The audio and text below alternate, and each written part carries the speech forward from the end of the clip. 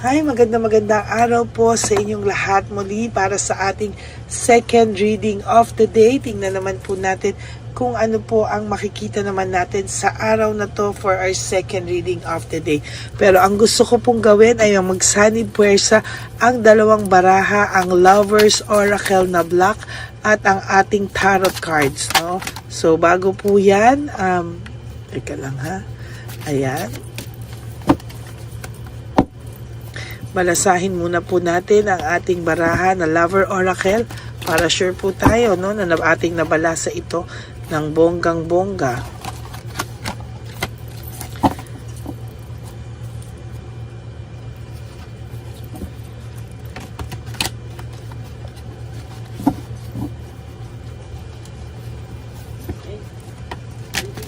Ayan.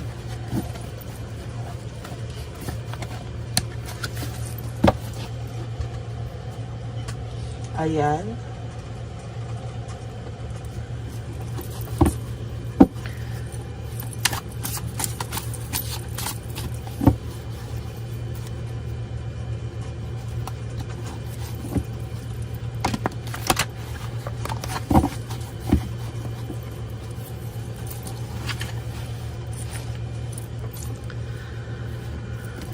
One, two,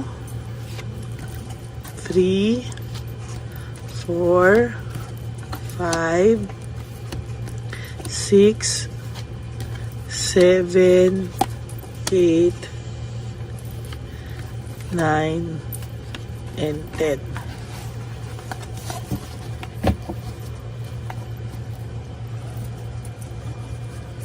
Tabi muna po natin dito at balasahin muna po natin ito.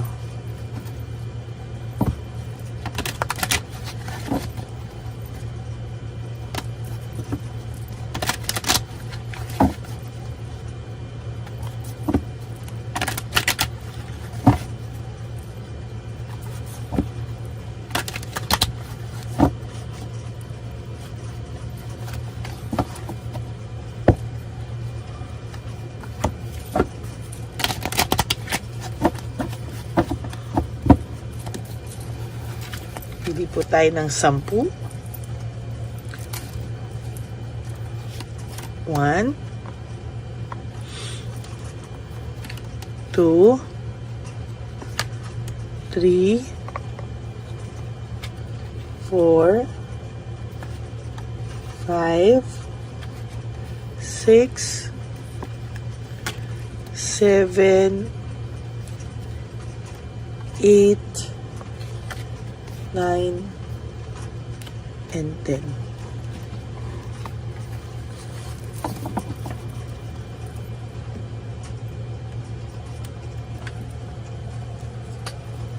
Ayan. So, pagsanib puwersa po natin.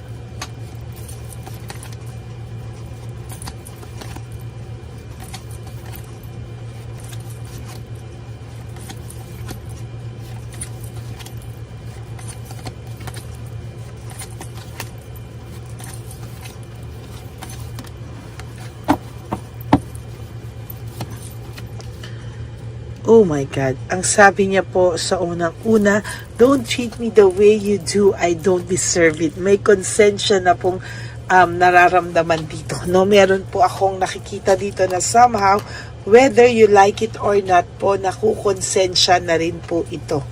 No? Nakukonsensya na rin po siya in such a way na parang dapat hindi mo raw siya ginagawa ng maganda o hindi mo siya tinatrato ng mabuti kasi siya po ay hindi niya daw po deserve yun. May frustration po akong nakikita dito. No? Nakikita ko po na may frustration po akong nakikita, nararamdaman po niya, frustrated po ang taong ito. Right at this very moment siya po ay may frustration, no? May frustration po akong nakikita. Ang sabi niya rin po dito is, why can't I move on from you? Hindi po siya makapag-move on sa'yo. Hindi niya lang po hindi niya lang po magawa-gawa ito, hindi po siya makapag-move on, hindi po siya makaalis sa shadow mo. Yun nga lang po because of excess pride, no? Kahit pinapunish po ito, pinaparusahan na po ito sa kanyang excess pride pa rin po ang namumutawi. Hindi po niya ikaw makalimutan, may konsensya po siyang nararamdaman, may frustration po siyang nararamdaman, and yet, ayan po, nakikita mo po, no? Hindi po siya, hindi mo po siya nakikitaan ng kahit anong frustration. Kunwari, may excess pride po akong nakikita dito, no? Hindi po siya makapag-move on sa'yo. Kaya po, sa excess pride niya po, ayan, no? Why do I feel this way? Bakit daw po siya nalulungkot? Bakit daw po siya nakakaramdam ng too much emptiness, too much lungkot? Hindi niya po maintindihan. May frustration po siyang nararamdaman, hindi niya po maayos-ayos yung kanyang pakiramdam. No, para po siyang nalulungkot, na-insecure sa mga bagay-bagay. There is this insecurity, no? Hindi niya po alam talaga kung paano po siya sa mga susunod na panahon dahil siya po ay nalulungkot, no? Hay, nako, yan po ang nararamdaman niya ngayon, to be honest with you, no? Nalulungkot po siya, no? Natatakot daw po siyang mawala ka. I am afraid to lose you. Natatakot siyang mawala ka, pero wala naman po siyang ginagawa to win you back, no? Because of excess pride, no? Nalulungkot po siya, hindi siya makapag-move on sa'yo, pero hindi ka naman po niya ma-win back dahil po sa kaduwagan niya. Para na daw po siyang mababaliw kakaisip sa'yo, no? Whether, ano po ang gawin nito, no? Hindi niya po magawa-gawa na maging ganito, no? Malungkot po siya right at this very moment, hindi niya po alam. Ayaw niya daw pong mag-isa. I don't want to be alone. Hindi niya po gustong mag-isa, pero yan po ang nakikita ko, napapagod po siya sa mga nangyayari ngayon sa buhay niya, no? Moving forward, no, leaving home, moving forward, pinagsisisihan niya rin po ang pag-alis niya sa buhay mo, technically at literally, na umalis po ito sa buhay mo. Siya po ay may pagsisising nararamdaman, ano? At talagang sinasabi ko po sa'yo, hindi po ito titigil na mag-isip sa'yo because ang sabi niya, life without you is hopeless, dark, and depressing. I miss your light. Namimiss ka po nitong taong ito, no? Namimiss ka po niya and hindi po siya mapakali, no? Naiisip ka po niya, gusto niya man pong kunin ulit yung balance, no? I-control lahat ng mga nangyayari. Hindi niya po magawa kasi ang pakiramdam niya po, ibang-iba ka na. Ang pakiramdam niya po, hindi na ikaw yung kanyang iniwanan lang. Hindi po niya ikaw tinitigilang kakaisip. Isip po ng isip sa ito, I can stop thinking about you, no? Talagang isip po siya ng isip sa iyo. Talagang hindi niya po alam saan siya magsisimula sa iyo, no? Hindi niya po alam papaano, ano ang kanyang pwedeng gawin para po mawin kanya ulit, pero wala po siyang magawa. Hindi rin po siya gumagawa ng any actions, no? So, ayan po, there is this lack of resources. Very unstable po ang taong ito. At sa nakikita ko po, lalo po siyang magiging walang katahimikan, walang kapanatagan sa puso niya, no? Lalo po siya sa mga susunod na panahon niya, magugulo pa po ito ng magugulo, no? Ayan. Talagang sabi ko nga po sa iyo, no? Lalo po itong mahihirapan kasi sa mga darating na panahon sa buhay niya ay makakaramdam po siya ng matinding lungkot, sadness, loneliness, no? Ayan po ang nakikita ko, no? Ay, nako, yan po ay malulungkot po siya sa mga darating na panahon sa buhay niya, no? Hindi po siya matatahimik At talagang sabi ko po sa iyo, sa nakikita ko, I am stuck in the vision of us together. Nabunot ko rin po ito sa first reading kanina. Talagang naiisip ka pa rin po niya, no? Naiisip ka pa rin po niya at naiisip niya pa rin po kayong dalawa, no? Ayaw niya pong ayaw niya po ng intriga, no? Refusal to change. Talagang gusto niya pong lahat ay mapunta in o ma-fall into place, pero hindi niya po magawa, no? Na-stuck pa rin po siya sa iyo at talagang sinasabi ko po sa iyo na ang taong ito po ay talagang nasa isipan ka, no? Hindi ka po nawawala sa isipan nito. Kaya lang nakakalungkot lang po kasi po kaya ako nalulungkot sa kanya kasi yung pinipigilan siya ng kanyang pride, no?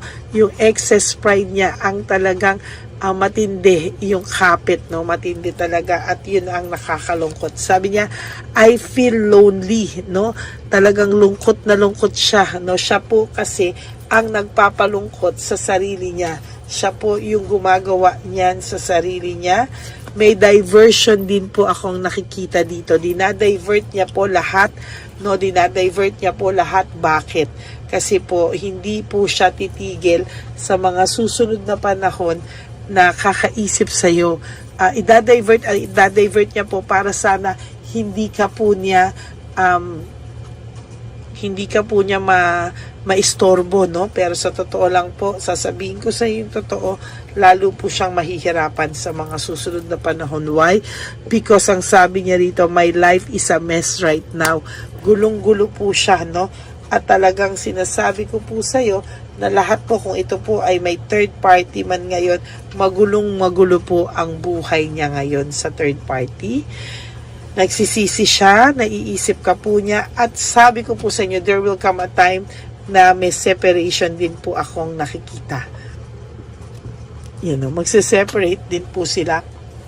Whether ayaw mo o gusto mo, talagang maghihiwalay pa rin po sila ng third party. Yan po ang nakikita ko for your second reading of the day. I hope na naka-resonate din po kayo, and if you do, can you please give me a like and comment down below para po malaman ko naman po ang inyong mga saloobin. Ayan, maraming salamat po sa inyo.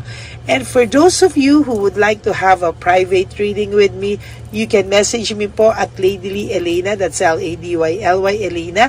Nasa dulo po yan ng ating video. Diyan nyo lang po ako makokontak. That's my only official and legit FB account. Ayan. Sana po ay ginamit nyo na rin po yung ating wishing candle and incense. So very powerful din po yan.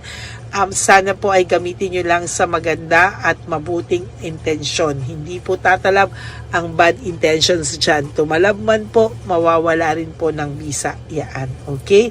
Maraming salamat po sa inyong lahat. And of course, to my ever loyal, solid, faithful Lady Elisa family. Love you all from the bottom of my heart. Mahal na mahal ko po kayong lahat. And I hope na naka-resonate po kayo. And if you do po, sana po ay mag-isip-isip at magmuni-muni po kayo na gumawa ng 3 bagay na makakapagpasaya sa iyo sa araw na to. Just live for today. You do 3 things that will make you happy for today. Prioritize yourself at matulog kay mamangyang gabi, and tomorrow is another day. You do the same thing, and one day sasabihin niyo po sa akin na at sa sarili niyo na ay nakasurvive na pala ako. And of course, you have to realize that life is too short. Don't make it shorter by stressing yourself from all the pains and heartaches na binigay sa inyo ng kahapon. Just surrender everything to the divine universe. Just let go and let God write your love story. Okay? Sana po sa mga nanonood, wag po kayo mag-skip ng ads. Tulong nyo na po yan sa ating channel. And God bless you all. Okay? Marami po salamat at ako po ay magbabalik para sa another set of reading. Thank you so much po, and God bless you all.